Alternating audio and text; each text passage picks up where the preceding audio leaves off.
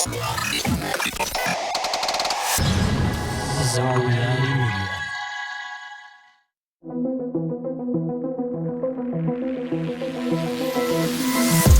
The reality we live in can be a very strange place. Most of the time, fact being stranger than fiction. How will we ever start to understand this reality we live in unless we question everything?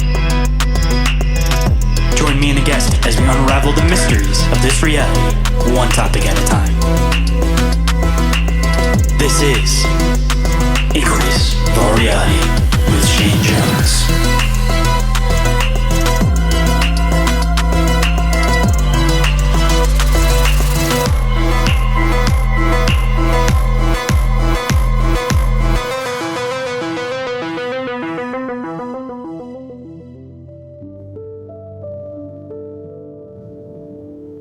What is up, Inquirers, and welcome to the expanse of deep conversational exploration into the fringes of social norms. I'm the one they call Shane, aka the original Shane Squatch, and today for you guys, I have Pastor Joe Infranco, author behind Decoding Cody. Join us as we explore the profound intersections of faith and groundbreaking scientific communication with individuals diagnosed with autism.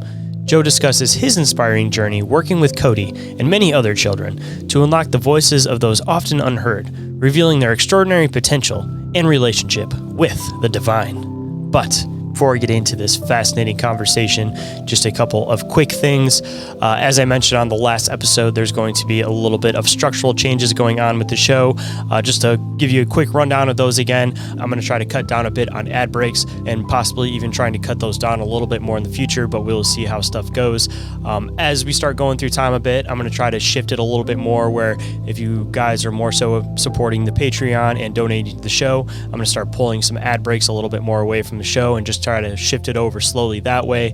And also, instead of front loading the front of the show with all the front of house stuff, I'm going to spread out a little bit so we can basically just get right into the show after I give you guys some news and updates about anything going on behind the scenes. So that'll make it a little bit faster going in. And also, on the weeks that we're doing Bizarre Inquiries, there will not be a second episode of Inquiries of Our Reality. So there won't be 3 episodes that week. So it'll give you guys some time to catch up. And it'll also give me some time to catch up behind the scenes. But also behind the scenes, there's going to be a lot of new stuff going on as we go into this next upcoming year. I'm going to try to kick stuff a lot more into high gear, try to make it so I'm a lot more engaging with you guys. And also, speaking of being engaging with you guys, I'm going to be trying to put together a chat community again.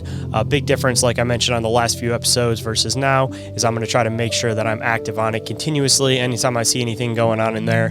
But the first step to trying to make that happen is to decide whether or not we're going to do it on Telegram or Discord.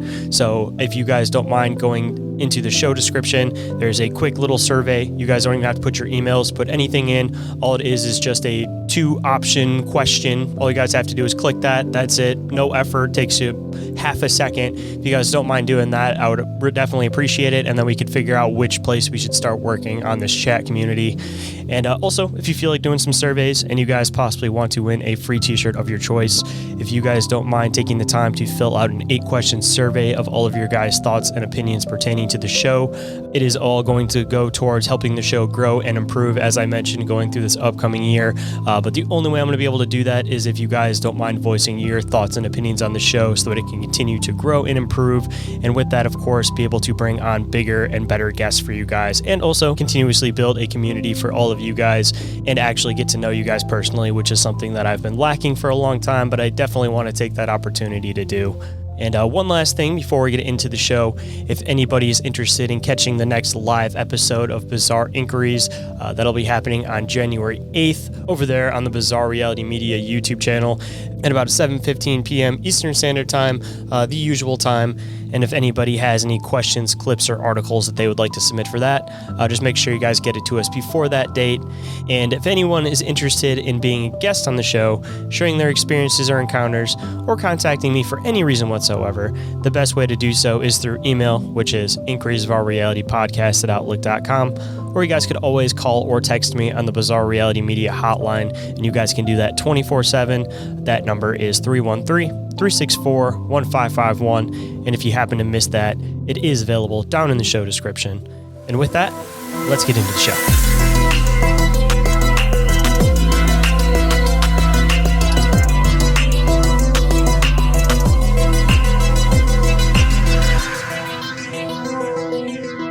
please welcome to the show, Pastor Joe Infranco. How's it going today?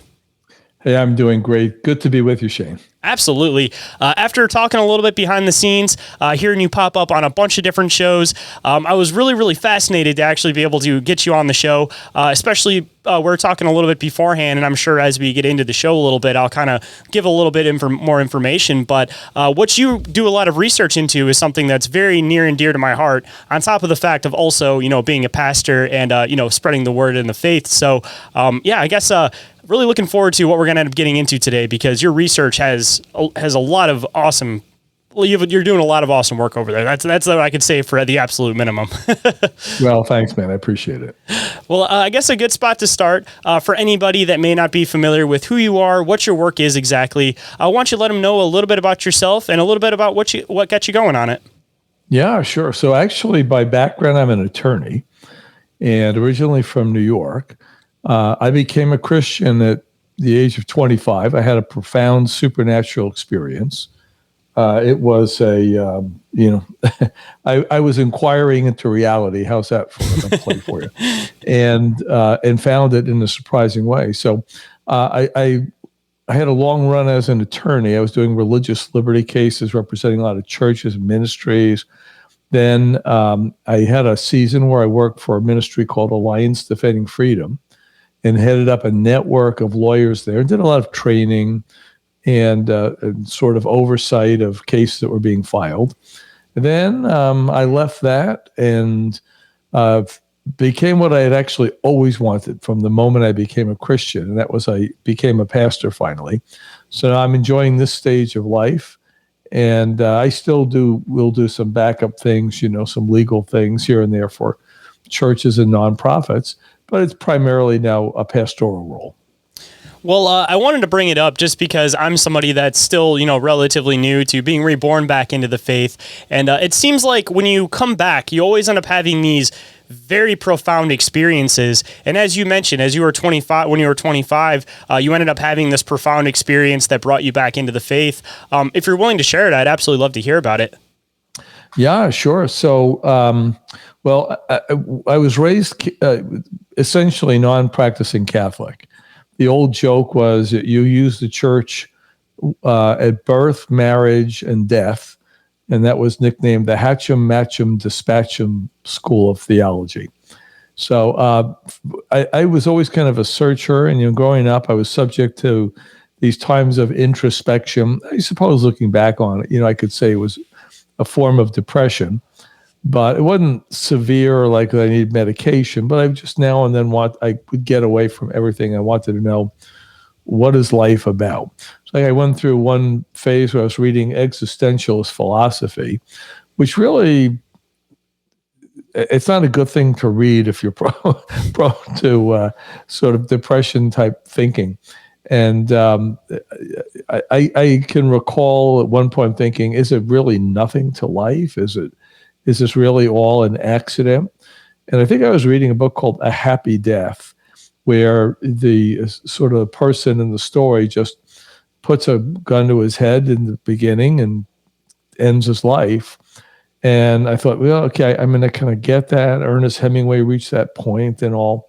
And I remember thinking, no, I can't get there. That doesn't make sense to me. There's meaning, there's something.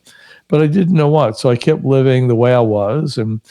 And as I was just becoming an attorney, getting ready to practice in a good firm in New York. When I went through one of these times, like, what is this really all about?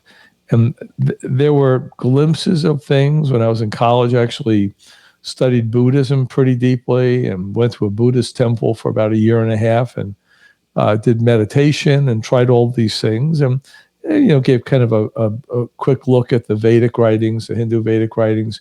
And that was typical of my generation. You'd smoke marijuana and then look into meditation. Okay, those things don't really work. And I finally reached the point I wanted to know, what is this about? And I started going to like kind of psychics and astrologers, and I didn't really believe in them. I thought they probably are bumping into some kind of ultimate truth. They just don't realize it. And I thought, if I can find whatever there is, beneath the kind of the face of what they're pretending to be, I might be able to piece together some form of reality. And while I was doing that, at that time, there was really a profound move of God where I lived in the New York metro area. And I kept bumping into Christians, and Shayn, it was unnerving. Like a stranger would come up and look at me and just say, "You're searching. God is after you, and you're on this path." And everywhere I went, I was bumping into Christians. I couldn't figure out what was happening. So I finally locked myself away in my room. I said, how do I find out about Christianity? I'm just going to read the Gospels over and over to try to find out who was Jesus. And the figure of Jesus, was always very, very attractive to me. But I had difficulties. They're not, they're questions now I try to help other people with, what we would call apologetics, a defense of the faith. I wanted to know, is there really a hell? It's like the punishment seems disproportionate for the crime. And what about the good Buddhists who never heard? All those kinds of questions. And I was reading the Gospels, and I was in the Gospel of John. It was 1978. And I was looking, and everything inside me shook. And I don't know how else to describe this to people, except the presence of God came into the room. I had done about everything you could do in sort of my age and, kind of the time period I grew up in. And I'd never seen anything like this. I don't even know how to describe it. I recall there being light in the room. I recall there being this presence that knew everything about me. And if people say, well, could this have been it? If you have it, there's no question. When you experience it, you completely know. And in a split second, I saw how angry God was at the kind of new age sort of things I was looking into. And I remember even saying, I'm sorry, I never knew. And I felt this presence and almost a weight. I didn't know at the time the Hebrew word for glory has a root that means weight. I felt pressed down to the ground. And as I cried out to Jesus for the first time, I felt a presence rush into me. I had no idea, no framework for an experience like this. And suddenly I was filled with this joy. I'd never known anything like this. It was like one of those old tumbler combination, like the last number fell into place and it opened. And it was like I could understand all of life. It was just about serving God. And at the same time, I just felt the presence of the Holy Spirit. And even immediately, God was beginning to speak to me inwardly with what the scripture sometimes calls the still small voice. And I'd never seen anything like this. And I was so incredibly excited by it. I wanted nothing but to serve God. So that kind of changed the whole route of my life, all the professional plans I've made. I was going to run for office. I had the race given to me, and I backed out of everything and just said, I've got to serve God now. It was one of those experiences that just flattens you when you realize this is real and I never knew it. I find it absolutely fascinating that it seems like all of the born-again Christians have a very, very similar story as far as a lot of the time it seems like they were raised in a Catholic house, but the Catholics weren't necessarily practicing in the same way that, they would. For me, at least, it was the matter of not being able to ask some of the philosophical questions that I had because it was more like be quiet, sit down, we're just going to do this kind of a thing.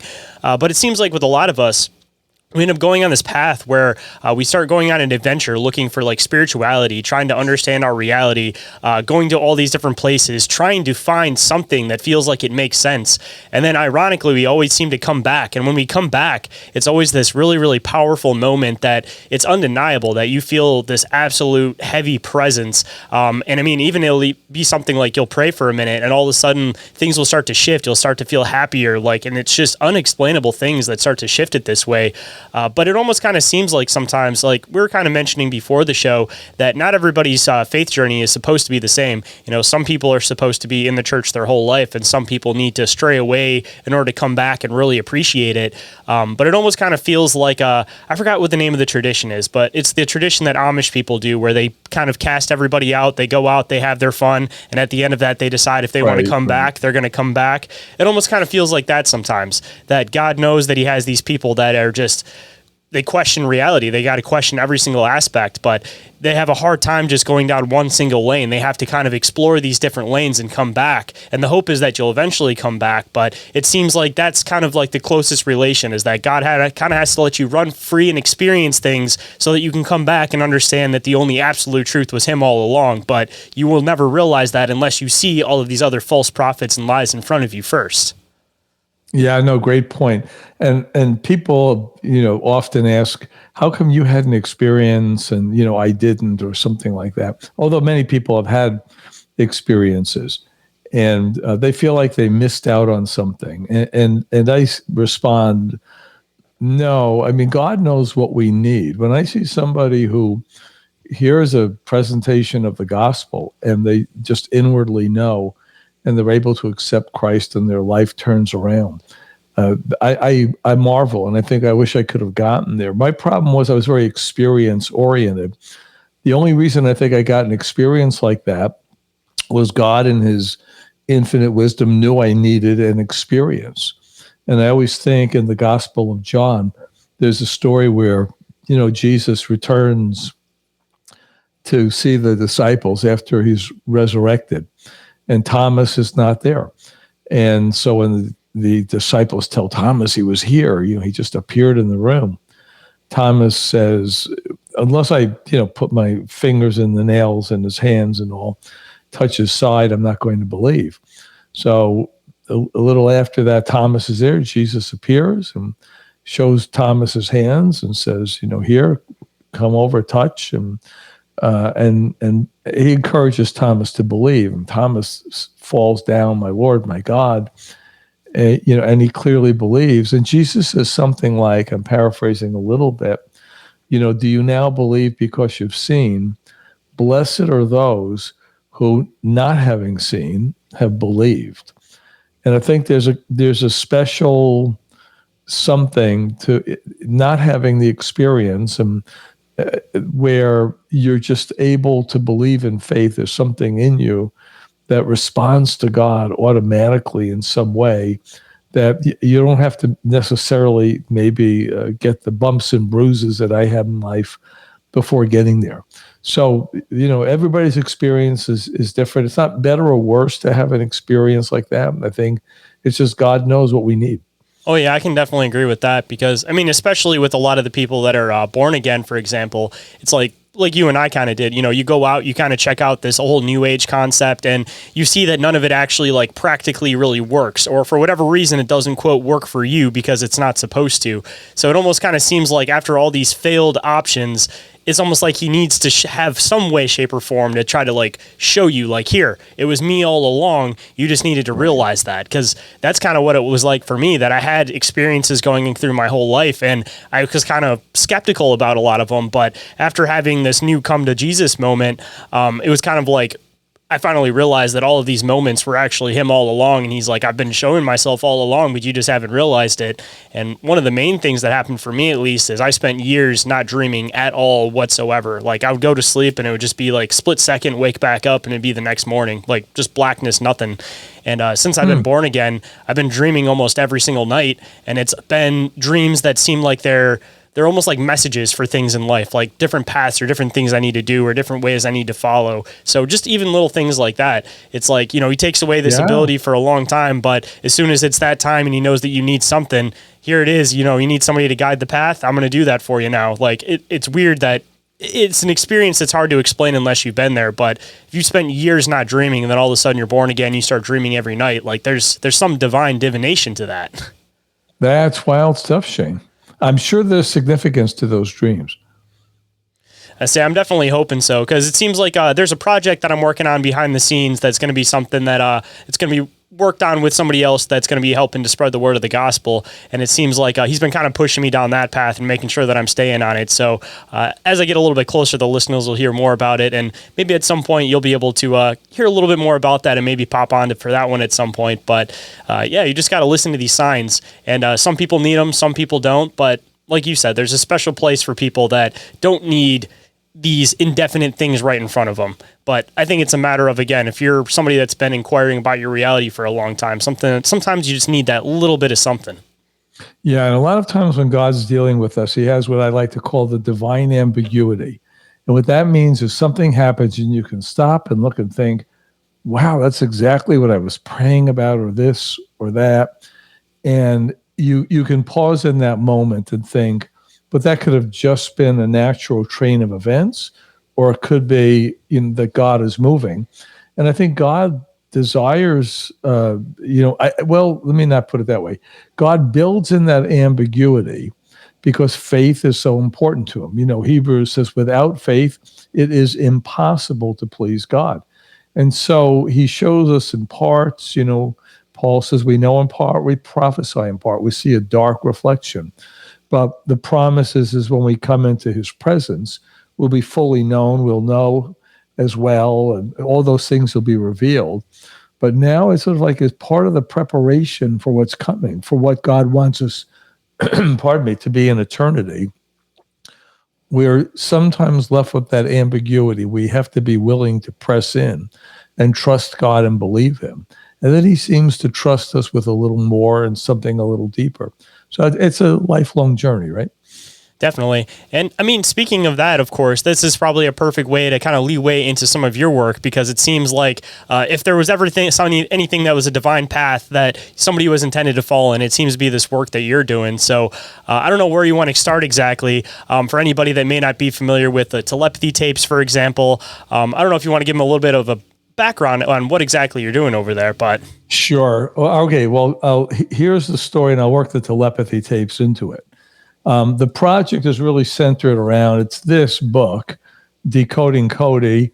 It was just released November, beginning of November. And so I was in my church, and the incredible tale started with a few young men and women in a special needs ministry, most notably Cody. I've known Cody since he was 4 or 5 years old. He's now 6'5". Cody has autism, and it's often referred to as autism spectrum disorder because it's highly individualized. You find certain similar trends in people who are kind of deeply affected by autism. They'll do repetitive motions. They don't make eye contact. They have difficulty with emotions. There's some common things, but there are people who are very high functioning autistics, and they have jobs and marry even. Then they're kind of particularly deep into the spectrum. There are people who can't speak well, and this story takes place with 4 people who are. Started with 4 people who were non-speakers. And when they say non-speaker, they don't say non-verbal. I had no background with any of this before meeting these people, so this was all new to me. They say non-speaking. That just means your speech is not reliable. People like that may be able to get a few words out or a sentence fragment, depending. So what happened was I had seen them all my life, and I, like many, many people, I just assumed that there was low functioning intellectual ability. They often got treated like they were 6 or 7 years old. They were being shown kiddie cartoons. And then a relatively recent development of, let's say, maybe 3 decades, 4 decades, was looking for other ways to help people communicate. It falls under a broad category called augmented alternative communication. Think of Stephen Hawking.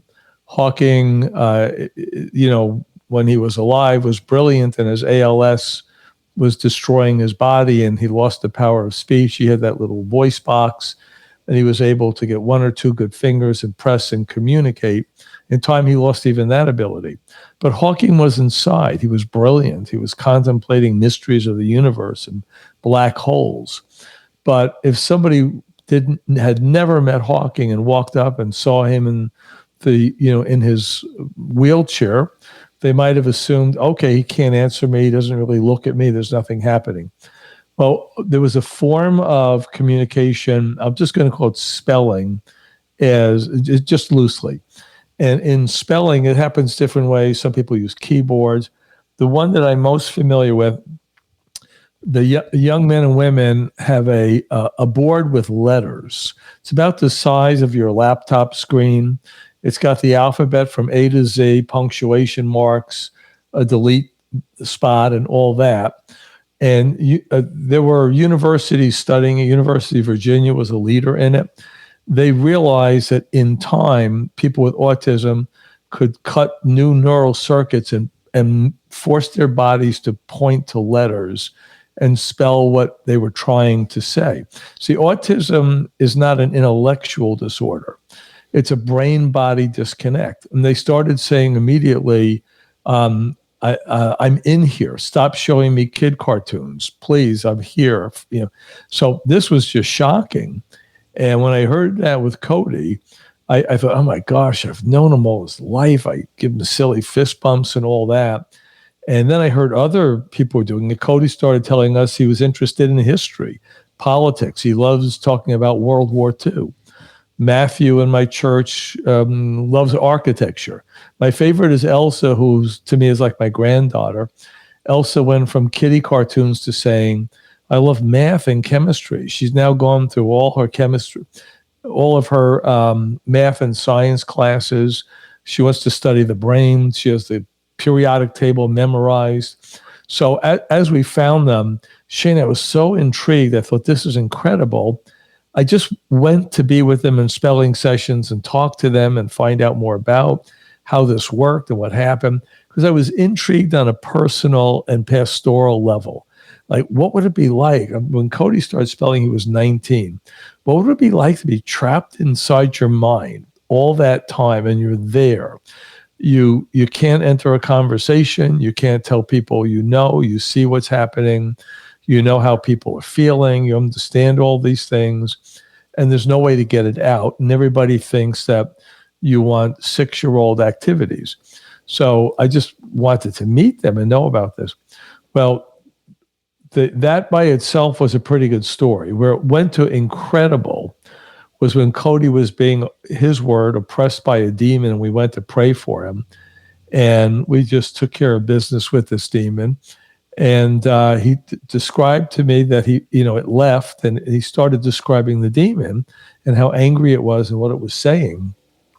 And I thought, you usually don't get that level of detail with people when you're doing deliverance. And we kept talking. And then it turned out Cody eventually opened up and he said, look, I see the spiritual world all the time. I see angels, demons.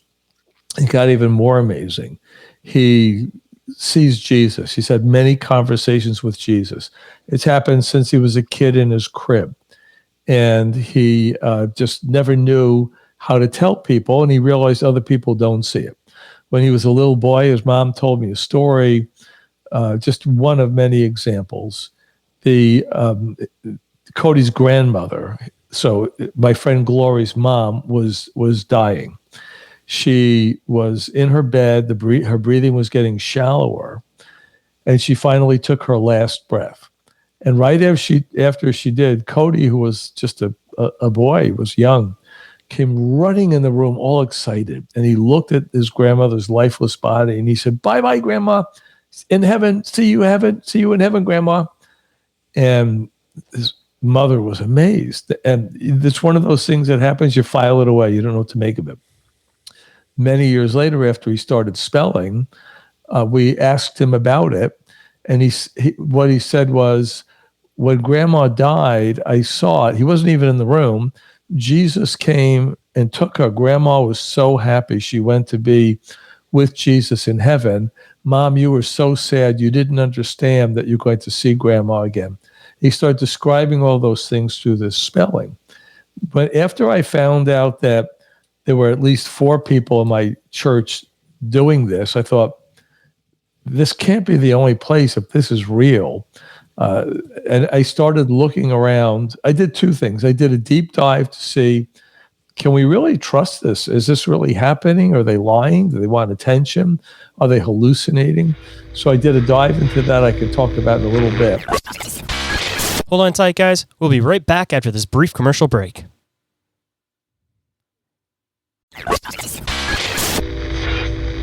And now back to the show. To just get to the telepathy tapes, as I looked around, and did internet searches, I found people writing books describing what was happening. It was the same thing. My kid sees Jesus and angels. My child has non-speaking autism.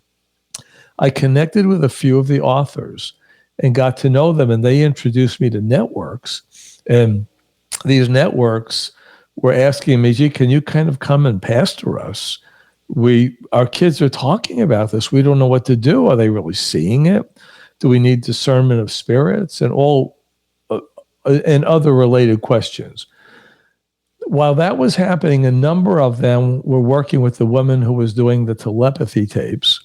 Telepathy tapes is a podcast, and the woman Kai who was doing it is a very, very talented filmmaker. She's done award-winning documentaries. And she was amazed that they seemed that she was meeting these kids with non-speaking autism who her description was had telepathy. They were reading minds of people. And she was having them on the show, and I started seeing the same things. There were times, a lot of the ones, and I was meeting new ones at that point, they knew what I was thinking. They had messages for me. If you know Christian, say charismatic or Pentecostal tradition, we might say it's from 1 Corinthians 12, a word of wisdom, a word of knowledge, a prophetic insight, things like that.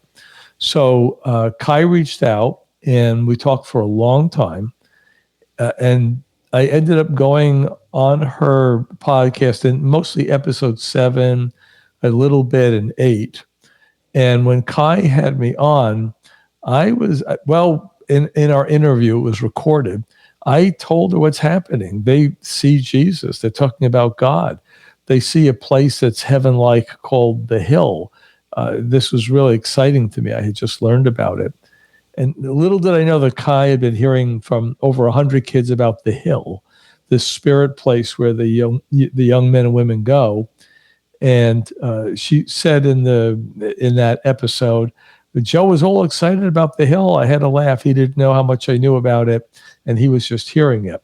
But Kai's perspective was not a faith perspective. She focused on the telepathy and the content that I shared about what Jesus is doing, about the insights on heaven and what God is doing through people with autism. Never made the final cut. And so I thought, well, that was really unfortunate, to put it mildly. Well, the telepathy tapes took off. It went viral. It became the number one podcast in the world. It beat Joe Rogan for a while. Joe Rogan had Kai on to say, what's going on with this? Kai's now in the process of making a film, which will be released sometime in 2026. And because I had been on the show and identified as a pastor in my church, suddenly I was hearing from people all around the country, mostly Christians, can you help us understand the telepathy tapes? Because again, there's no faith discussion in that. So suddenly the podcast invites started flowing, and they're still coming all the time. But it really kicked off with one that you and I have talked about. You remind me of them, the telepathy tapes. Pardon me, I meant to say blurry creatures wanting to talk about the telepathy tapes. You remind me, of the hosts there, Luke and Nate, and they have a great show. I know you're familiar with it. Well, that's an honor, of course. Yeah. Well, your studio has the same kind of feel. All to say, that started me on this adventure. And what she did want me to talk about was that there was criticism of spelling going back to the 1990s. I'm going to sound a little like nerdy here, but spelling got off to a bad start because of some of the ways that spelling was being done. I'm using spelling as a kind of a generic term. there was a form of it called facilitated communication, where the person helping the person with autism was spelling, the spelling facilitator would hold the person's hand, and there were studies saying, oh, you can't trust it's really the person. And so spelling took kind of a shot, but others didn't give up, and they thought, no, we know that there was something there. So in particular, the University of Virginia's Department of Psychiatry persisted, and they have found over and over now that there's unexpected verbal abilities in persons with autism. And as they started doing studies, other universities, jumped on board. Boston University, Syracuse University, Vanderbilt, UC Berkeley, California, even I believe Cambridge in the UK. And now they're really getting into more studies about how much is really inside these people. How did they get these verbal abilities they weren't taught formally?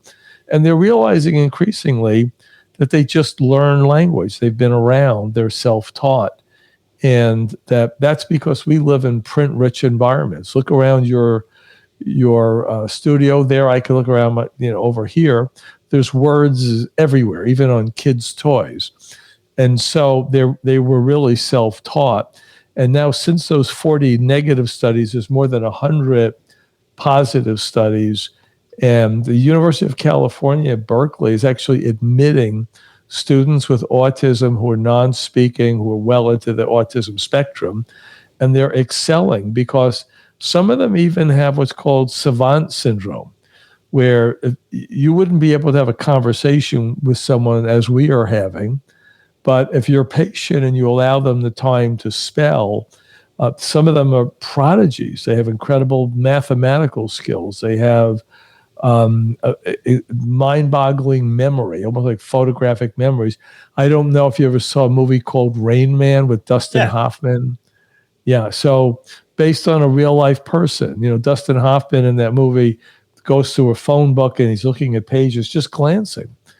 He's memorizing them, and then they're in a restaurant, and the server comes over, he sees her name, and he recites her address and phone number, and she's freaking out. How did you know that? There's an artist that'll do helicopter rides around a city and just do like a 20-minute helicopter ride around the city and do these perfect pencil sketches of the entire city, like just off of a 20-minute helicopter ride. Like people think it's something where the brain is repressed. I mean, it's definitely harder to communicate, of course, but it seems like with a lot of these cases, like the brain seems to be more advanced as far as being able to collect information and actually be able to correlate information. It's just communicating the information is hard, but the actual intelligence of the brain seems to be way more advanced, even with people that are, less on the spectrum. They seem to still have these things where one particular topic, for example, they'll hyper focus on it to such an extent that they'll become like a master of it without even really trying. Yeah, I'm hearing from professors at universities. I was corresponding the last few days with a psychologist in Sweden, and they're telling me, and you'll find these things in the studies. And I don't always like quoting the studies because that's not my field. I know how to evaluate papers in a courtroom battle, or how to examine and cross-examine experts in a field where I'm not an expert. You read, you think it through. But they commonly say things like the persons with autism tend to be very honest. They tend to be more honest than the average population. They dislike small talk. They're almost puzzled by it. They have difficulty managing emotions, but they're almost like a Vulcan on Star Trek to some people, that they can recite numbers and calculations, but they have difficulty with emotion. In some cases, I'm generalizing, but there's often patterns that hold true. Now, why is it that they see the spiritual world and angels and demons, even what it's like when they fight? And I described that. We won't have time here. I took the actual spelling sessions, many of them, and just recorded the dialogues and what they see, how angels respond when we pray, how when they fight, sometimes it's like wrestling, they being angels and demons. Sometimes there's even weapons involved. Occasionally the weapons are not like any weapon we've ever seen in this world. So that's what I got plunged into. The research, I feel like that's maybe overstating a little bit. I've just been reading studies and trying to understand, and not, the experts in the field don't always agree, but I try to evaluate it, and then I correlate it with what I'm seeing, because I'm at the point now. I've met in the hundreds of these young men and women. They send me books, and I've met many on Zoom calls. I've got a couple this week. I'll meet the parent or both parents and the child. We'll have conversations where they spell, and others who just want to talk about it. I'm just here. I just found one of the books they sent me. This is, I think, about 25 accounts, called Light in the Darkness. This was a young man I met and spelled with named Jeff, and look, he autographed it for me because he's one of the stories in here. And if I could read you an example, this is what you see over and over in these stories. This is Angelo. I've never met Angelo. His own words communicated through spelling. Jesus was a friend to me when I had no friends. He shined the light of freedom in my life, but it was my choice to choose freedom and allow the light in. Jesus died for all of humanity. He died to wipe the slate clean for our souls. That's pretty evangelical, I'd say, right? He came to restore our hearts, minds, and bodies. My heart was filled with self-hatred, resentment, and anger. Through Jesus' love and sacrifice, my heart and mind were restored. It all began when God opened heaven's doors for me. Angels of heaven have visited me in my sleep since I was 3 years old. I was brought into the heavenly realm and shown the Lion of Judah. He would walk with me in green pastures and pour his love into me. So, I keep getting all of these stories. And what's now really interesting, Shayn, and this happened sort of too late for the book, but you'll get insight on maybe things that are coming. I've now met a number of people with Down syndrome who have limited speech, who are also spelling and saying similar things. I've even met some people with unspecified disorders. They don't have a diagnosis, but they're able to communicate in limited ways, and they're saying the same thing.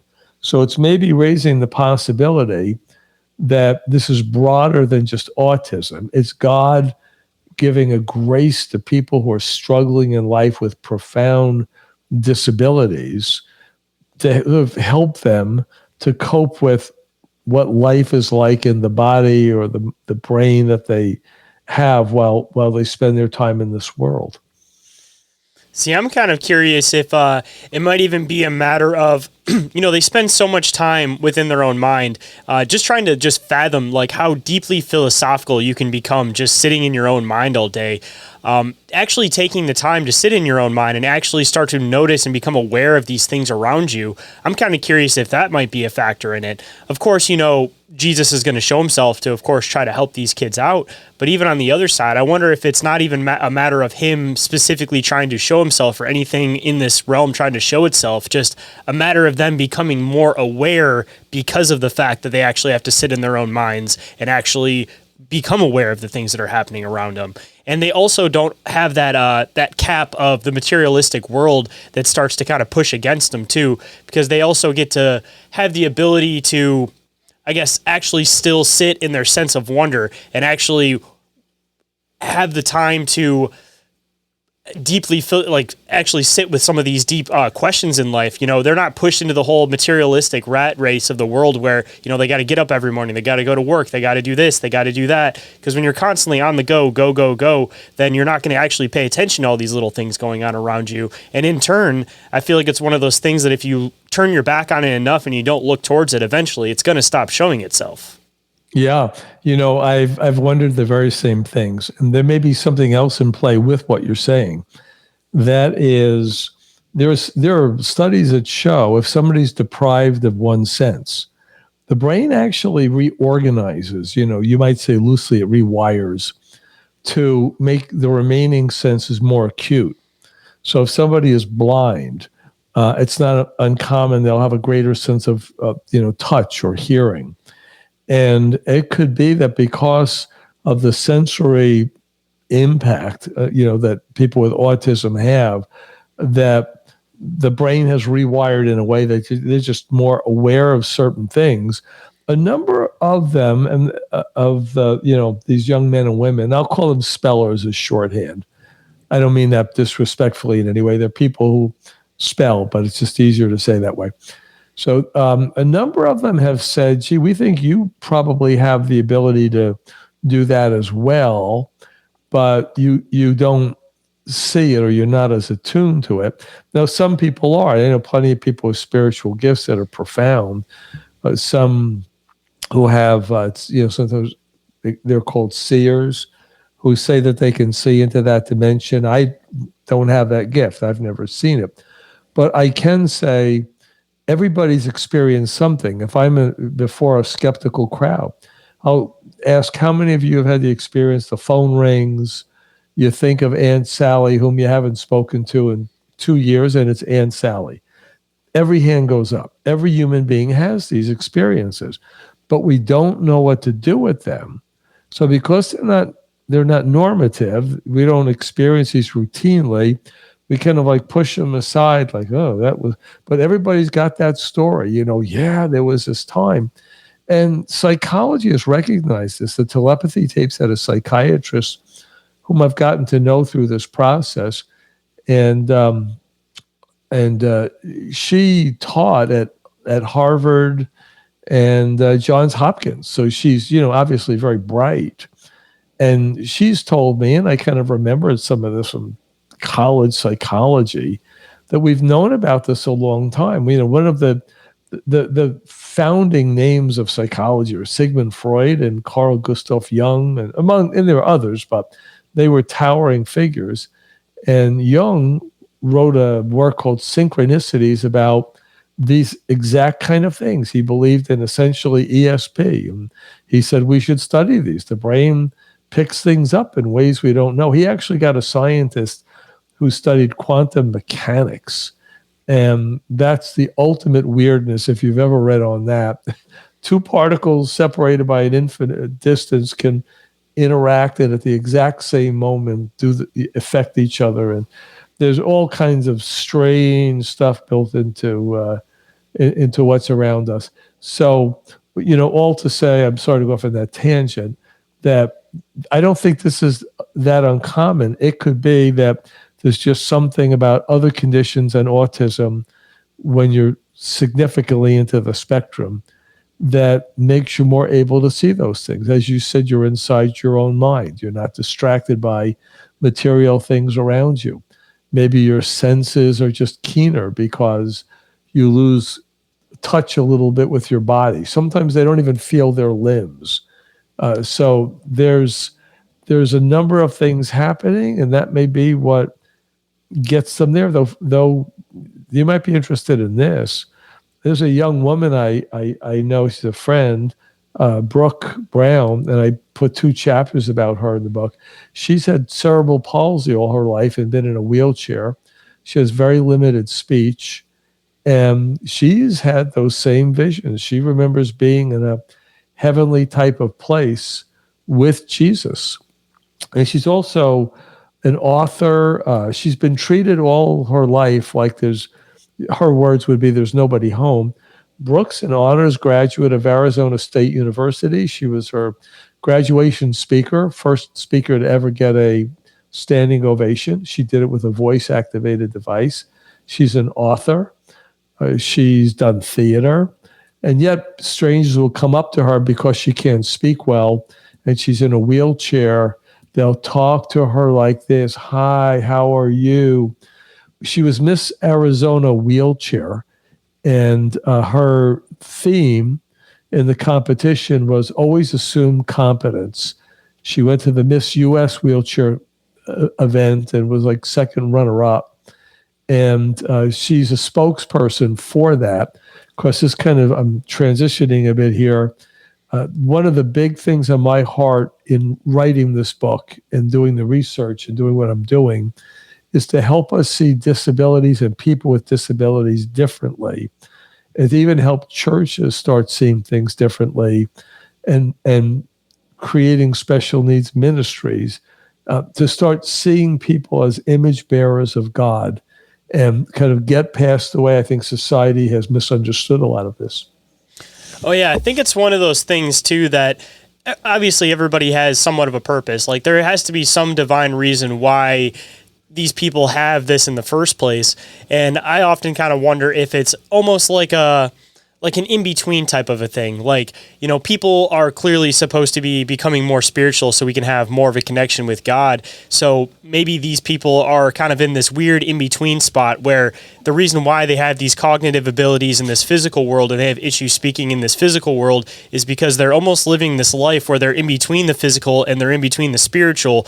Like, eventually, I think we'll all eventually kind of get there, which is why maybe even with like autism, you kind of see that it's starting to become a lot more prominent. Maybe it's the next way that God is trying to make it so that we're able to communicate with them, but it's also a matter of our minds also being able to get there eventually, because I don't think it's one of those things that's going to be instantaneous. It's kind of like, you know, if God decided he was going to show his image to everybody tomorrow, some people's minds just aren't going to be able to fathom that. He kind of has to do this like step by step to get people to that point so they can get to that point of understanding, because if you unleash the gates right away, it's going to be too much for people. But if you slowly start leaving these clues down where here's these people that can communicate, you know, the next step is everybody else is going to start to be able to communicate, and it's this slow buildup where you're starting to bring people back into the physical and the spiritual.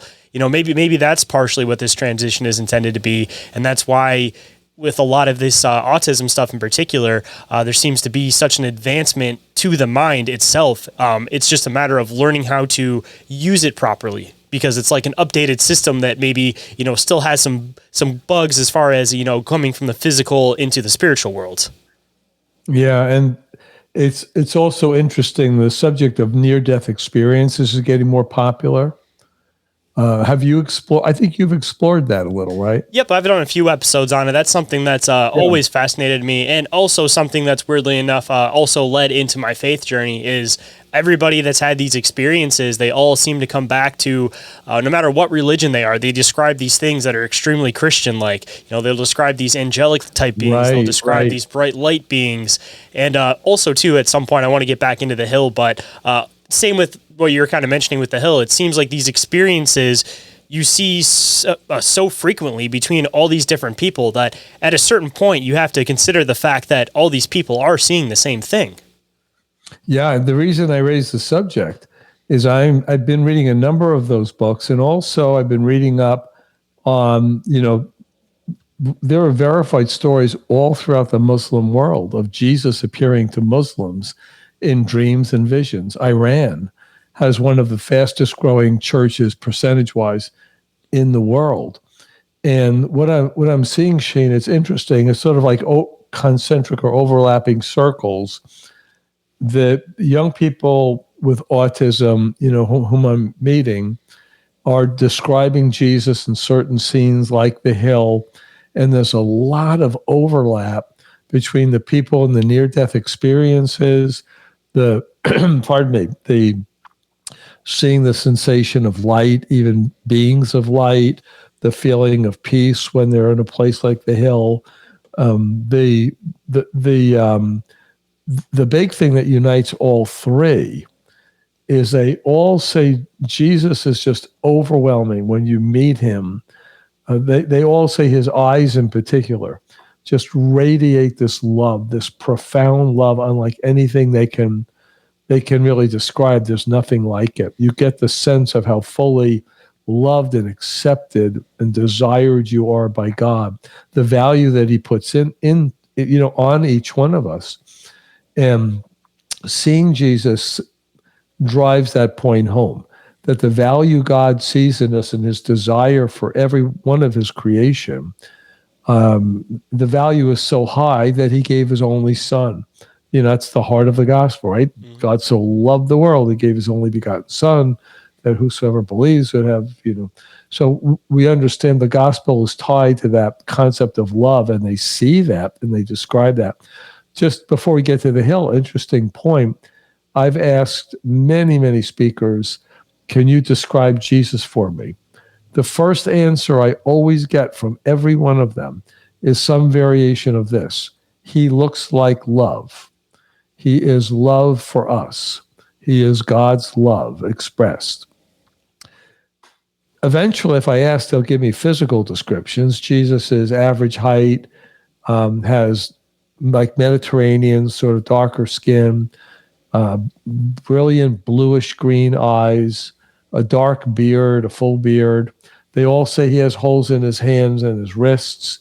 So he appears the same to everyone. I mean, there's no limit on him. He's, Jesus is the God nature, fully human, but also fully God, right? A mystery of the faith. So he's not limited in how many times and ways and places he can appear to people. He's not stuck in the space and time as we are. He's other dimensional. And so there's no reason he can't appear to everybody. But they describe that the same as the NDEs. And Slight weird question too. I'm sure you're familiar with the Shroud of Turin. I've always been really, really curious about this. Have any of the people that you've talked to say that the Shroud of Turin is exactly like the image that they've seen? Have you tried to like compare those two? Yeah, they haven't said the Shroud of Turin. I think there might actually be some similarity to the face, and I don't know where I stand on the Shroud. At first, I thought it could be. Then I thought, no, it seems to be a medieval forgery.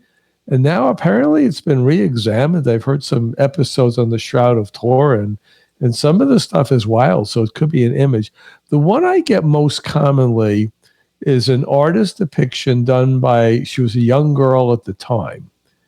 And I'm trying to recall her name, not Kreml, something like Akian or something like that. You know what? I actually have a picture that she drew. Hold on one second. Here you go. How wild! That's a face that many of them have said looks very much like what they see. How funny, I happen to have that here. I'm home, and that was an old calendar. It was laying around. I noticed it the other day, so it came in handy. That was perfectly lined up, because that's, I feel like, one of the main questions that people want to ask. Obviously, it's not about what somebody looks like, but there's just been so much confusion on Jesus's image through the years, with everybody kind of making him partly their own culture, that, everybody wants to know the root. Everybody wants to see, like, what is the true image of Jesus actually look like? And it seems like from most of the research that, this common motif seems to be coming back around, that everybody's kind of pushing out this, medieval generic white Jesus, and everybody's acknowledging the fact that he's this Middle Eastern looking man, which completely makes sense in context now, which for a lot of people, I'm sure, was kind of a hard thing growing up in the Bible, when you hear all this stuff happening in this region, and then you see all of this different cultures kind of put their views on what all these different characters look like. Right. And even though, there's that kind of consensus on what he looks like physically, I find it significant that many, many times I've heard people say, you almost stop noticing his body because you're so taken by his eyes and the pure love that radiates from him, that almost distracts you from everything else. I feel like everybody subconsciously knows the image.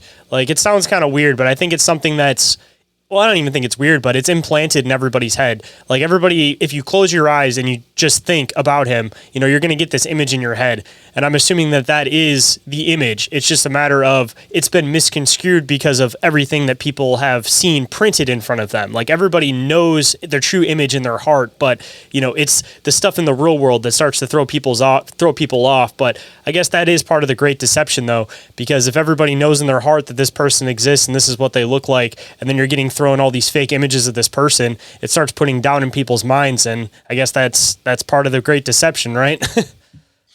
Yeah, one thing that I've seen in all the accounts, whether they're near-death experiences or what, the people with autism reporting, or even Muslims, is that when you see Jesus, you immediately know who he is. There's no question. And it may be that it's your spirit that recognizes him. So however that works, when you see, you just know. Inquiries of Our Reality will be right back after this brief commercial break, so stay tuned. And now back to the show. And I wanted to get into this idea of the hill too, because I have different theories on what I think this place could potentially be, but I guess without too much context on it, it seems to be like, I don't want to say like a purgatory or anything like that, but I'm assuming that it seems to be some type of set aside space specifically for him to be able to communicate with people that are here in the physical world, because obviously you can't take people up to heaven and then bring them back down. There has to be this like plane to be able to meet on the middle. And I'm assuming that that's probably what the hill is. It's just a matter of like, what is it exactly? Like, where is it exactly? Yeah. And of course I'm always speculating. I've talked to a lot of people, and I'm trying to read and accumulate things. And I always try to remind people, I don't know the answers to these things. I can tell you what I'm being told.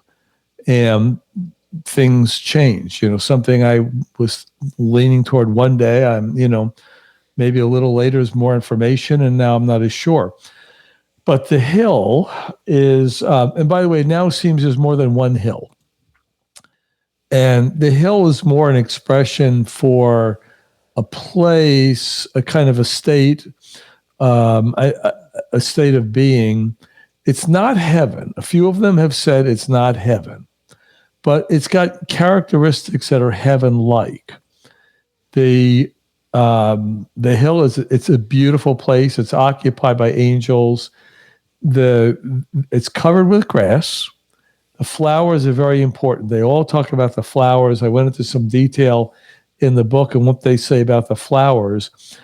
It's similar to some of the accounts of heaven in some ways, meaning every plant is perfectly formed. Everything worships God. Vegetation worships God. Every blade of grass worships God. The animals that are there have some kind of intelligence and worship God. And again, Jesus is there, and the angels are all over the place. It's a place where they seem to be able to go in their spirit, and they're not constrained by a body that can't speak, and they have friendships, but they also go there now, more information has come out.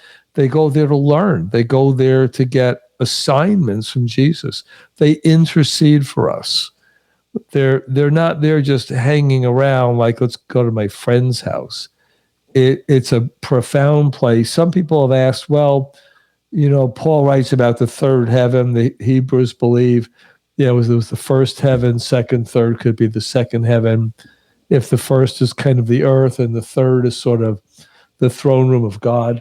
Pardon me. I don't know. The way I try to describe it to people is it's like a suburb of heaven, but it has heaven-like qualities. You'll hear the worship music there. You'll hear angels worshiping. I once asked Cody, what's the worship like? And he said perfection. He didn't know how else to describe it. There's occasionally an awareness that the city is over that way. And the city might be, the place we associate with Revelation, chapters 21 and 22, the city that John sees in the vision, that is the revelation. And so there's also maybe nearby places like fields and mountains, but the hill's a particular meeting place. I get the impression from hearing from the people, and I'll always ask questions. I'm often told we're not allowed to talk about that. A few have said to me there's a code about the hill that they can't violate, but they'll tell me a few things. But I guess there's some things they can't speak about. A few have mentioned that the flowers correspond to human beings, and that when they are interceding for people on orders from heaven, that the flowers are in some way connected. But it could be that this place is vast, like it's not just one hill somewhere, but it's vast, and there are fields of gold. Gold's a prominent theme in it, the same way it shows up in NDEs. if there's a street or a path, it's pure gold, so pure that it's transparent. So there's some qualities that are heaven-like, but it's not actually heaven. And a lot takes place there. When did they go there exactly? Is it a matter of like when they're sleeping, they happen to go there in their dreams? Or is it a matter of like they'll be sitting here and then they'll like leave themselves and then they'll go to this place? Like when do they exactly go? It's usually at night. It seems that they can be called there some way. Some people have gotten upset with this, and I think it's a legitimate question. They've asked about astral projection, which is a New Age concept, and that happens. I've known people who got saved out of the New Age, quite a few, in fact, and read up on it. And some of them told me, yeah, they were able to leave their body. They had that sense of something. The same way in a near-death experience, the most common thing that happens initially is people get a sense of rising out of their body and looking down. And it's odd because that thing down there is, oh, that's my body. They're not even sure for a moment because their sense of self and identity is now somehow separated. The spirit is intact, and the spirit is more aware of God. We get hints of that, in John chapter 4, when Jesus meets a Samaritan woman at the well. It's a very profound encounter. You see the heart of Jesus in, loving this woman who's had such a messed up life by the way we would look at things. And at one point when she wants to know, where do we worship God? I can see you're a prophet, sir. Jesus tries to explain to her, the location is not the big thing. He says, the time is coming, and now is, when those who worship God will worship him in spirit and in truth. God is a spirit. He's seeking those to worship him in spirit and in truth. So it seems the spirit part of us is more naturally connected to God, who is a spirit. And so it could just be their spirits or they're interacting. See, I think a lot of this New Age stuff, to bring that back around, is honestly just hijacking of these more heavenly concepts. Like, I think a lot of these gifts are things that are supposed to be God appointed specifically. And what a lot of this New Age stuff is almost like a back door into getting into some of this stuff, because you see a lot of this stuff correlates. You start looking into like where it came from. You look at like some of the ancient texts that it came from and what actually inspired that. And then you end up getting back into like ancient, Christian/Jewish like mysticism, for example. So it seems like a lot of this stuff is just rebranded, hijacked, and then just not used properly, because, again, that's the matter of inverting things. That's the knowledge that we're not supposed to have. I mean, a lot of the time I even debate that. I don't even think it's that we're not supposed to have certain knowledge. It's just a matter of we're supposed to be granted this knowledge at a specific time when it's going to be used properly.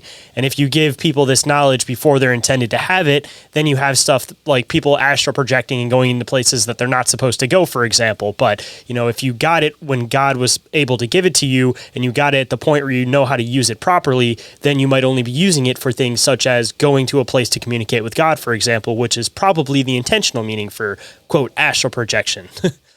Yeah, I'm so glad you said that. And I agree. See, Satan can't create anything.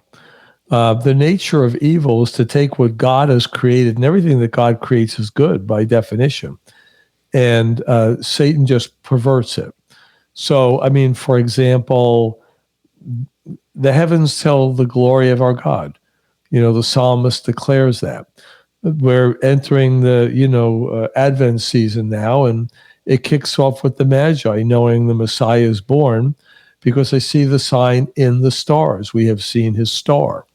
So, did God intend to use signs in the heavens and the stars to convey messages? Yes. That's because it's his creation. But the perversion of that becomes astrology, becomes, a New Age sort of thing. Oh, from your birthday, I'm going to do your chart and talk about the influences. And then as soon as you start seeking, signs or wisdom from things like that, you're perverting what God's given. And then that exercise becomes evil. So, again, anything God's given for good, we'll find that kind of misuse. And say, even going back to like the nativity story, for example, they followed the stars. It was just a matter of they did it in the way that he chose for them to do it properly. And I mean, maybe that's even part of the intention, kind of going back with all of this stuff, is maybe God is trying to find a way to be able to communicate with his people directly, but he has to kind of do it in stages in order to make sure that people are going to use that properly. Because I'm sure that if he doesn't stage it properly, there's going to be a lot of people that are just going to use that ability to go right in front of God and just say, like, why have you done this to me? Why is my life like this? Why is this like this? Why is this like this? Instead, he has to start with people that totally understand that they're in a situation that they can't change, and rather than being upset and mad about it, they try to use it for their benefit. So he, full well understanding this, of course, wants to use that to communicate with these people first, and in turn, maybe he knows that people with disabilities are always a soft spot for everybody else, so they might be able to crack the doorway open a little bit for people to actually understand how to properly use communication with God, and not just use it for, again, going in front of him and just questioning all of his choices and why he does things for you to you, because you don't want to understand the fact that there's a bigger picture going on here. Yeah. I mean, another example of something like what you're talking about is it has freaked out some people that in the telepathy tapes there are accounts of seeing, in heaven or in some place, of seeing relatives who are speaking to them, and or people who are now in heaven. And a lot of people go, wait a minute. A lot of Christians go, Deuteronomy, there's the warnings against necromancy and speaking with the dead. And that's legitimate. Christians should never go like seances or be trying to contact, dead spirits or things like that. And so, though, are there any times in Scripture that somebody sees someone who is passed, who is dead? Well, the answer is yes. So, for example, when King Saul is in rebellion against God and God's not speaking to him, he goes to the witch of Endor and he asks, for Samuel to come. And it sounds like the witch is as surprised as anybody when Samuel actually appears and tells him that he's going to die that day. And Bible scholars generally look at that and they say, the Bible says it was Samuel. So we have to assume that actually was Samuel, that it was not evil in that situation because God maybe, sent him there. So, or you have, for example, in the end of the Gospel of Matthew inserts a reference where he says that after the resurrection of Jesus, the tombs were open and the bodies of many of the departed saints were seen walking around the city. So there may be times and ways that kind of thing happens. We're just not supposed to seek it. So if God allows these people and calls them up to some place and gives them access, and people with near-death experiences commonly talk about seeing people they knew who had departed before them, even a grandparent they never knew, but they'd heard the grandparent's name. If God's the one initiating it, then it's not evil. So the fact that somebody is seeing something like that, shouldn't be the end of the inquiry. Yeah, because, I mean, it's one of those things, too, that, like you were kind of mentioning, if God intended for it to happen, then why question it? And it's one of those things that you mentioned it earlier too, that you have to, be able to test things. And if you've already tested everything else in the hill and everything else appears that it's clearly good and it's righteous and you feel this infinite love from Jesus itself, if you're seeing other people there that are your ancestors, your relatives, then, if you've already tested the spirits, then you already know that it's good. So you might as well assume that there's a reason why that communication is happening. And I mean, even simply the fact of, being able to, I guess, like close some doors, for example. Like if you have the ability that, you have some of these people that are able to go to the hill and they're able to communicate with these past family members, there might be some things that they need to possibly get back over to help somebody else to finally have that closure that they need. So it might be God's also divine way to help other people to finally have some closure. And in turn with that closure, the means of which that closure came through might also help to solidify their faith a bit more. So it's almost like multiple cogs moving at the same time that are all moving in the same direction and have the same purpose. Yeah. I don't know the answer. I'll just say this, and I've been asked this a few times. Are the spellers, with whom I'm in contact, talking about seeing relatives? The answer is no. That's not a feature of what I'm hearing. That's come up on the telepathy tapes. And some of the, young men and women, in that series have talked about seeing someone who passed and all that. The spellers who I talk to are not talking about meeting people who died before us on the hill. But then again, many of them won't give me much detail about the hill. They'll just say we're not allowed to talk about certain things. Again, I mentioned earlier, a few of them have said there's a code, and if people go to them, this is interesting.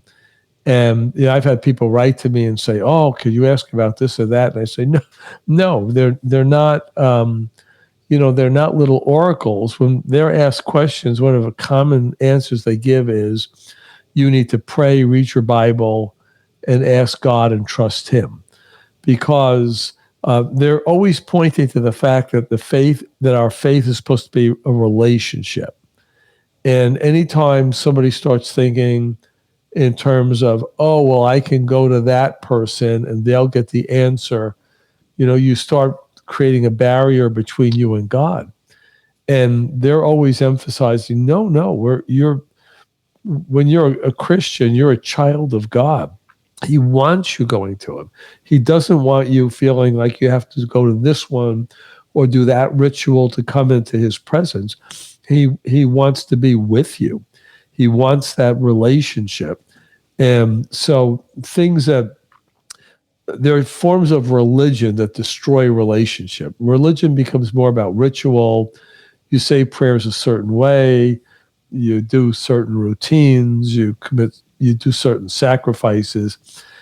It seems it's much simpler than that God is intensely personal and loving and really just he wants our hearts. What's the great commandment in the Old Testament? You love the Lord your God with all your heart, your mind, your strength.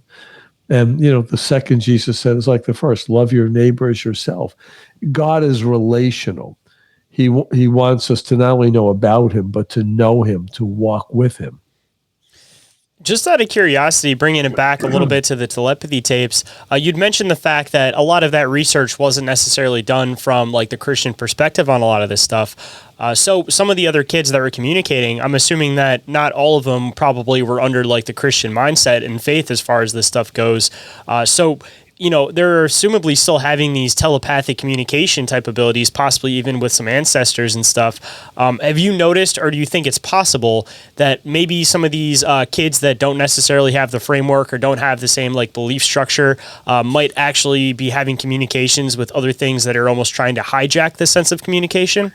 Yeah, this is a really, difficult area, and I'm still sorting it out. First, the ones I've met know Jesus. They're all talking about him. And sometimes people, just as a little side on that, people say, well, if they're all Christians and they must go to church and they hear sermons about Jesus and angels, so they're imagining it. No, in many cases, the parents are culturally Christian. They were once Catholic or Methodist, and they don't go to church, and they don't plant these ideas. And when they hear from the kids things about angels and demons and seeing Jesus, many parents have said to me, wow, when my kid's talking about that, I thought, I better find out what this is about. I'm going back to church. Can you help me understand this? So it's not thoughts that were planted. And it also seems like there are non-Christians who see and recognize Jesus anyway, and they figure out he's the one that this is all about. Now, the way that the telepathy tapes described it is people tend to see God or religious figures in their own tradition. I don't think that that's accurate. And I think something that was helpful for me to understand this is, and you mentioned something like this before, Shayn. There's a new book on near-death experiences by John Burke, I want to say. He wrote Imagine Heaven, and the newer one is Imagine the God of Heaven. And he has interviewed over 1,500 accounts of these experiences. And he, in this book, got into non-Christians having near-death experiences. So he talked to, Hindu families from India. He said the intriguing thing is they see the same types of things, just as you said earlier, but they don't always interpret them correctly. So they float above the body. They have this feeling of complete peace and joy. They see the figure of light. He said, though, that he's seen somebody say, oh, so I must have seen Shiva. And, I remember reading about Shiva once upon a time. Shiva's nothing like, light and peace. And, Shiva's a vicious God, little g, The whole really Hindu pantheon, to me at least, seems like if there was a fallen angel story anywhere, like that's the fallen angels. Yeah, exactly. So I think if they attribute it to, that must be a Hindu it's like it's possible that in that experience they might see something but not interpret it correctly. And what bolsters that for me is, although these people see into this dimension, they don't always understand it. A number of them smelled incense, and they wanted to know from me, why does incense smell so strong sometimes? And I thought of Revelation chapter 5 and chapter 8, where the incense is in a bowl before God, and we're told it's the prayers of the saints, and it's being presented before the throne.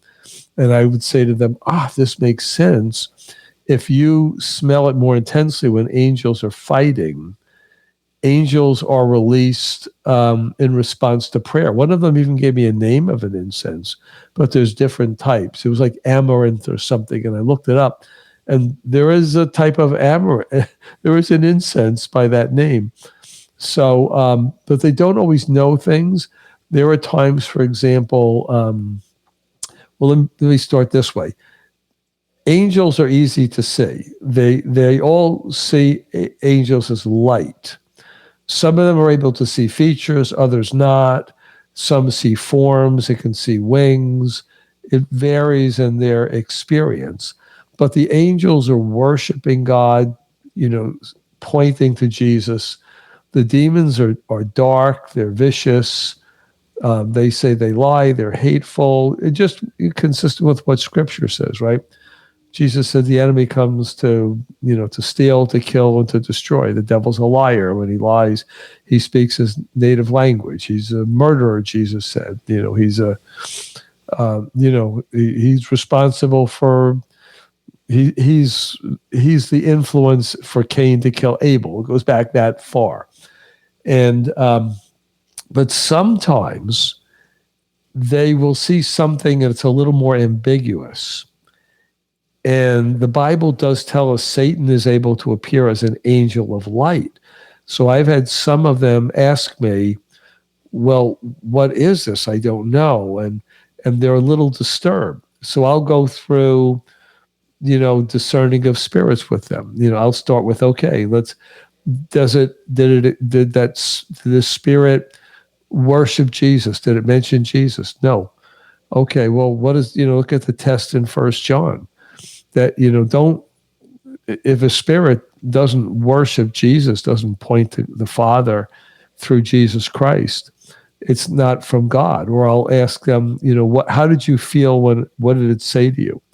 I remember, one woman saying to me, a young woman, well, it was asking, why did that man hurt these children? Something she was able to see. And how could God let that happen? And I asked her, well, how did you feel after that, after you heard those things? Did it draw you closer to God, or did it make you question? Well, it made me question. I said, okay, that's not hard. Let's look at this, right? How does the enemy work? Let's go back to the Garden of Eden. How did Satan first influence Eve? With a question to make her doubt God. Has God really said, you're not going to surely die? And in the day you eat it, your eyes will be open. You'll know good from evil. You'll become as God. And so I'll go through with them, kind of teachings on the difference between conviction, which is what the Holy Spirit does. We read about the conviction of the Holy Spirit, John's Gospel 14 and 16, those chapters. Conviction draws us closer to God, but condemnation makes us question God or not feel like we're worthy. It pushes us further away from God.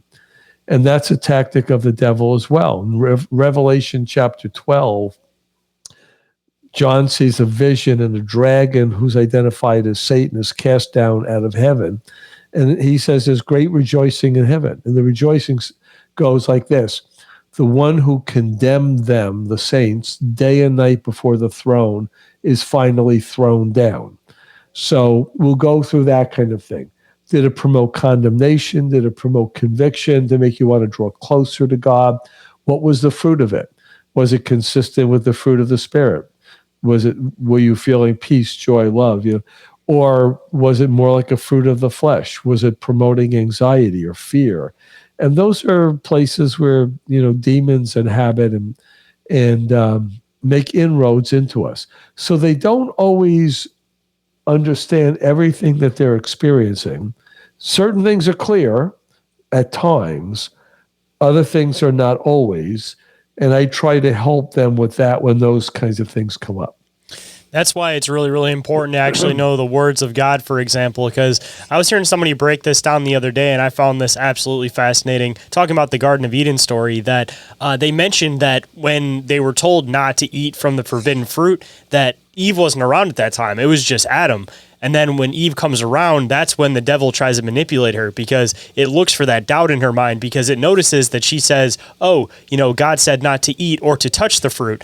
And as soon as he hears that part about touching the fruit, he goes, she doesn't actually know the actual word. So then he starts using it to manipulate her. So, that kind of goes back into what I was saying. It's really, really important to know the word, because even if you think you know it, he's going to look for that little bit of doubt that you may not think that you know the exact word, and then he's going to use that to manipulate you. And that's what I think might happen with a lot of people with a lot of these experiences, is that they think that they're, dealing with something that's of the light, but it appears to be of the light, because as you mentioned, he was an angel of light. He was supposed to be God's most beautiful angel, but he's, because of that, he was at God's side. He knows the way that God works. So if there's anybody that knows how to manipulate the word of God and understands the word of God, that's going to be the guy.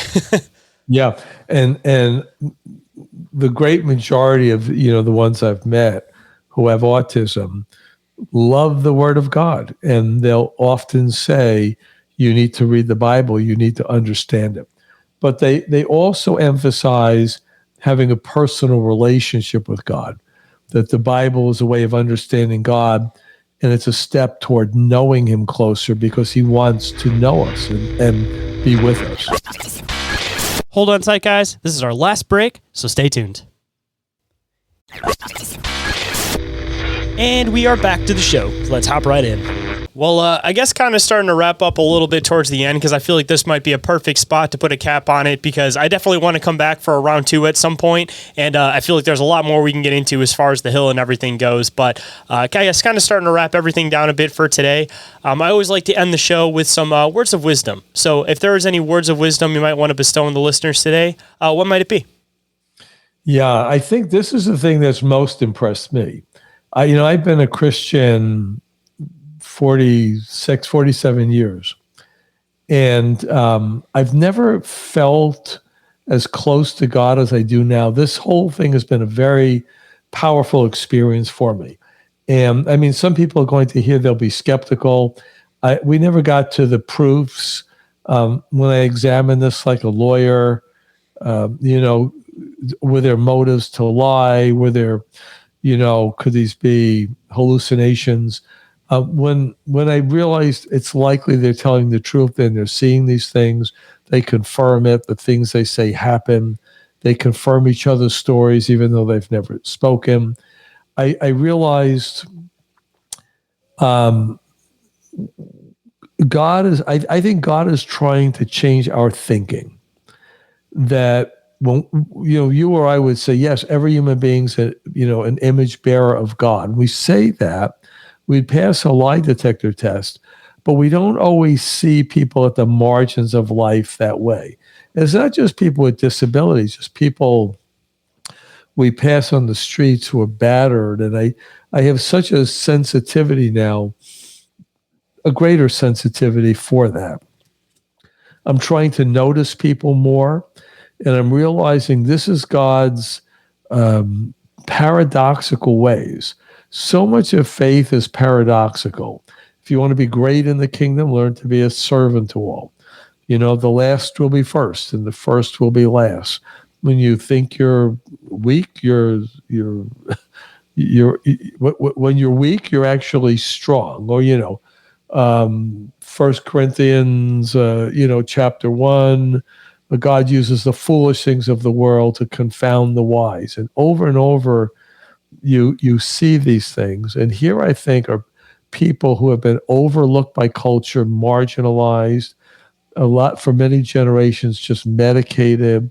Now we're finding them, they're coming out. And I'm thinking it's very, very important to God how we treat people who are the least among us. You look at, Matthew chapter 25, when, Jesus thanks some people and is angry at others for either visiting, for feeding him or not feeding him, clothing him when he was naked or not clothing him. The ones who do the right thing and they say, Lord, when did we feed you or clothe you or visit you in prison? Or, and Jesus says, Matthew 25:40, what you've done for the least of these, you've done for me. And I think God really wants us to reorient our thinking. Jesus said in the parable, go out and find the lame and the sick and, compel them to come into the feast. And, Jesus talks so often about children, how much God loves children. Their angels minister before him. And so I just feel like the word of wisdom would be, see people differently. I want to encourage churches to think about starting special needs ministries. They can reach out to us. We're trying to help more of them with that. Really enter life with people. I've talked to many parents and asked them, where do you go to church? Well, we don't. Why? Well, our son yells, he's loud. That happens with autism. We were told at a church, well, don't really bring him here because it disrupts the service. I get a church, wants to do things in order, but we've not reached those people. We've missed those families. Those families are isolated. They're in a lot of pain. I think more churches need to start special needs ministries. We want to be advocates for people. When you see somebody, I see somebody now in a wheelchair and they don't look like they can speak. I go over and I just start talking to them the way I'm talking to you. Brooke Brown said it well. Always assume competence. See people differently. Let God really move in your heart to truly love people who seem to be unlovable. And there's a lot of ways that could go, but that's the thing that's really touching me and influenced me right now. If people want to know more about this, it's common if people hear something like this, they're going to try to, reach out to me and ask, what can I do? My son has autism. Where can I find a speller? There's not enough people who are trained to do forms of spelling. The numbers of people with autism, dwarf the few people who have been trained. But there are resources and places that do it. Cody's parents and I started a nonprofit, and the nonprofit is called Hidden Gifts Ministry, hiddengiftsministry.org. And we're putting free resources on there for families. We're even going to do marriage counseling because marriage is really strained, very high divorce rate when there's a special needs child and they don't know how to handle it. We want to put resources about spelling. We have videos there. It's a relatively new ministry, but we're going to keep populating it that way. We're linking to other ministries. We're even trying to put legal resources. What do you do with education and things like that? So there's a lot on that website. If you want, you can email us through that site as well. If people want to go on that site, they can actually, there's a suggested donation. They'll get a copy of, a signed copy of the book. But the book's also available on Amazon and Barnes and Noble, all those places. I don't make any money from the book. The book has been assigned over to the nonprofit because everything that comes in, we want to use to try to reach families. It's really transformed my heart, Shayn. And I feel like, wow, I kind of thought I was going to fade into the background, just do some teaching and odds and ends. And I feel reinvigorated that God's given me a mission later in life than I was expecting. And I really want to try to please him with it and go all out for this and help people to see and understand, how do we see people differently? How do we minister and love people with disabilities when God says he loves, the least among us? What should that mean for us and how we treat people and how we see people? So that's what's percolating inside of me. If people want to reach out also, they can get me on Instagram at Pastor Joe Infranco. And I'm happy to respond to people there. Sometimes the volume is high. Please be patient. And if people have stories about you with their own children and they'd like to share them, I love to hear from people. I'm accumulating the stories. I'm trying to figure this out. And sometimes the more data you get, maybe the more you refine something, we understand a little more what God's trying to do. Oh, yeah, definitely. I think that you're doing some very, very important work, and I'm glad that somebody is actually paving the path as far as trying to do this and connect it in with actually trying to find some help through the church also, because as I mentioned before we started recording, and I don't think I actually mentioned it on the show, I guess it's kind of hard to fully describe what they are exactly. They're my adopted brother and sister, but they were my stepbrother and stepsister growing up. I've been around them since I was 6, but they have cerebral palsy to the absolute worst that they could possibly have it. They're in wheelchairs all day. They go to a special school, which is more of like a daycare than like an actual school, because of course they have cognitive abilities and everything. So this in particular is something that's extremely near and dear to my heart, because growing up with them and interacting with them and seeing that it appears that there's something else going on, like it's just seeing in their eyes, seeing their expressions when there's things going on around them, like they're clearly more aware than what people think that they are.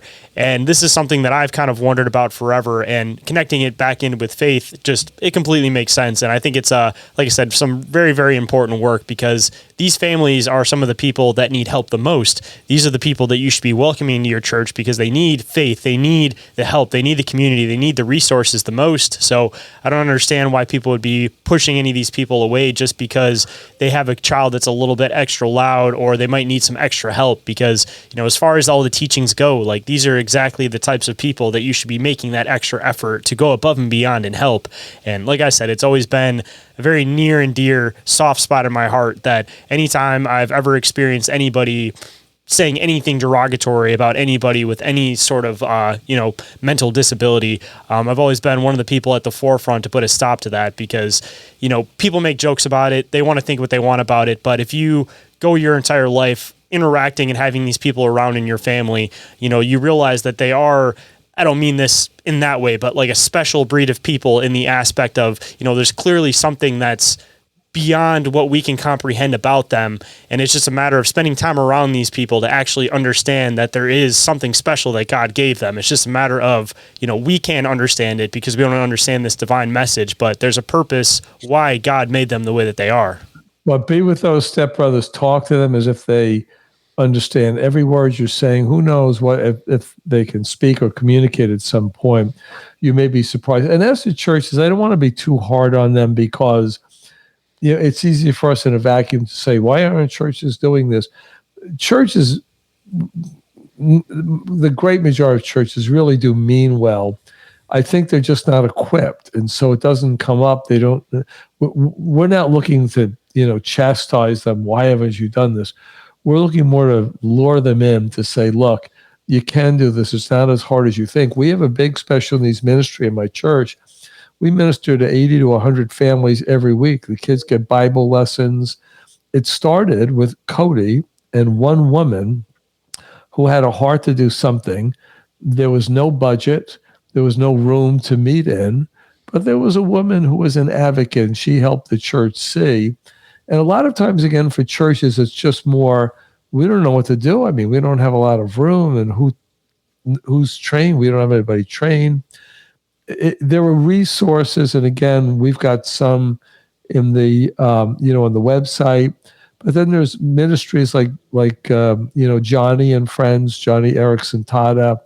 They love to help churches start special needs ministry. They helped us start ours after we had an advocate. So I think I don't want to get down on churches and make them feel, guilty or something.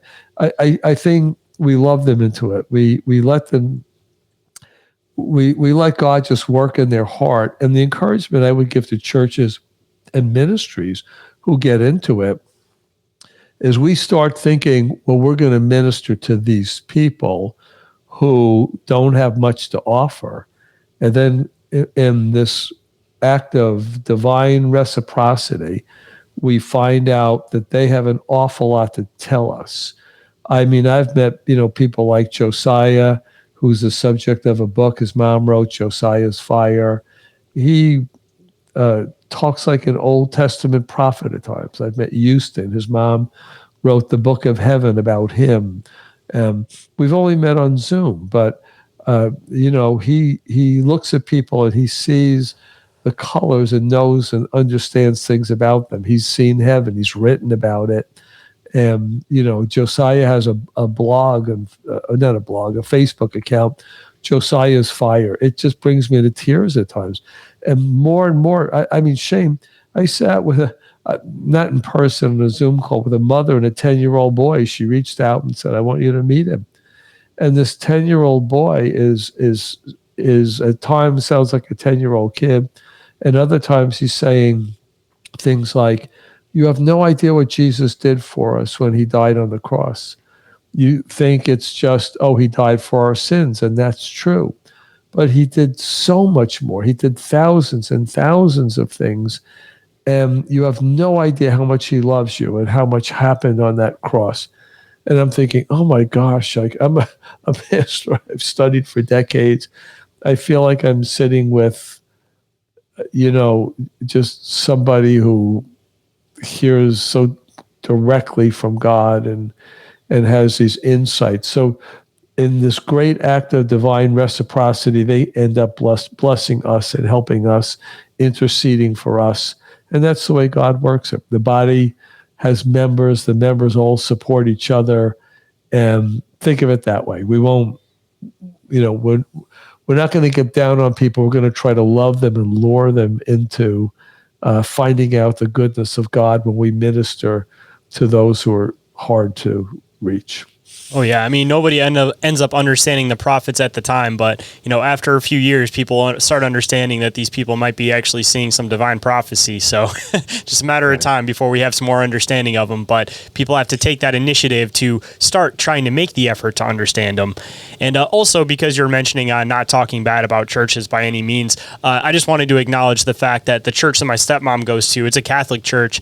She brings her kids with her, and they come every single week, even though they're in the wheelchair. So they do make room for them. So it's not like, every church out there isn't making room for them or anything like that. It's just a matter of, they don't have any like specialized program or anything. But like we were kind of saying earlier, you got to open the door a little bit. You got to start somewhere. So if you want to start making the effort to try to make programs for these types of people, the first thing to do is let them in the doors. Once enough of them congregate, then you take the opportunity to start trying to put it together groups for them. Right. Be the advocate in your church for it. But if you're the advocate, you're going to do the work also. But when you serve and love the people who are so precious to Jesus and have this close up relationship with him, God's mindful of those things. It's very pleasing to God when you extend yourself to do so. Oh yeah, exactly. As actually, a recent message that I actually heard in the church last week from my pastor's sermon, he was mentioning that, why put off something till tomorrow when you can do it today? That's what God wants you. He doesn't want you to wait till tomorrow to do something. He wants you to make that effort to do it today. So if you have the opportunity to make a difference, to actually start helping out, disabled people, or really realistically anybody in your church, don't wait till tomorrow. Don't say you'll do it next week. If you have the effort and you have the opportunity to do it now, make an effort to do it now. There you go. But I really, really appreciated the conversation with you. I really, really enjoyed it. I think that you brought a lot of fascinating insight onto a lot of these topics for people. And like I said, I really have a lot of appreciation and respect for your work. I'm really looking forward to see where it continues to go in the future. And I'm really hoping to do a round 2 and maybe even a round 3 with you at some point, because I'd like to dive back into the hill at some point. You're a glutton for punishment. Well, no matter what, you at least got to give me one more round diving into the hill and trying to bring some validity to people for anybody that may not believe in it. So you at least got to do one more round, sir. Well, I feel the same way. Thanks again, Shayn, for everything. Really appreciate you having me on. If you guys are interested in supporting the show and all of the hard work behind it, don't forget to go and check out the Patreon with 2 tiers available, ad-free/early access and full access, and a lot of new updates coming very, very soon. And you guys can also go and check out the Bizarre Reality merch store with t-shirts just $15.68 plus shipping, which equals out to about $20, which would make a perfect holiday gift for anybody out there who might possibly listen to the show. And you guys could also donate to the show directly, which I greatly appreciate, especially around this holiday season, trying to give the kids as best of a Christmas as I possibly can. So anything you guys can do, I greatly appreciate. If you guys get value out of the show, anything you want to give back goes a very, very long way. And last but not least, you guys can also go and check out the affiliate links with some additional discounts and credits available for you guys, such as a $10 credit for Sticker Mule if you guys need any t-shirts or stickers or anything like that printed possibly for your business, band, or possibly even podcasts. And I know that times are tough out there, especially with the holiday seasons coming up. I can completely understand myself, but if you guys would like to support the show in some other ways, you guys could also go and leave a review for the show anywhere you guys happen to listen to the show. And if I happen to find it, I will read on the show and of course give you guys a big shout out. And you guys can also go and follow the show on Instagram, TikTok, and Facebook. You guys could also share the show through word of mouth with anybody that you think might potentially enjoy the show. Grassroots support is exactly how the show grows, and anything you guys do to help that, I greatly appreciate. And then you guys can also go and catch live shows and check out the video content of the shows. And last but not least, you guys can also go and check out my other show, Bizarre Encounters with Shayn Orin, to possibly have another podcast to get you guys through the work week. And every single thing that I mentioned is all available in the link tree, which is available down in that show description. And with that, hope you guys enjoyed the conversation. Hope today's show's connected some dots in your own reality, and I'll catch you guys on the next one. Have a good night, everybody. Reality isn't what it seems. Abductees taking aboard a craft with a tractor beam. Is life a simulation or an astral dream? Aliens travel through black holes in different galaxies. Life is a bizarre odyssey, with a mic talking about philosophy. Well, Bigfoot is stalking campers as a Wendigo walks through the woods of sharpened antlers, using a Ouija board to talk to the dead like a necromancer. There's so many questions and not enough answers. So if you're interested in mysteries and abnormalities, tune in and listen to Inquiries of Our Reality. So if you're interested in mysteries and abnormalities,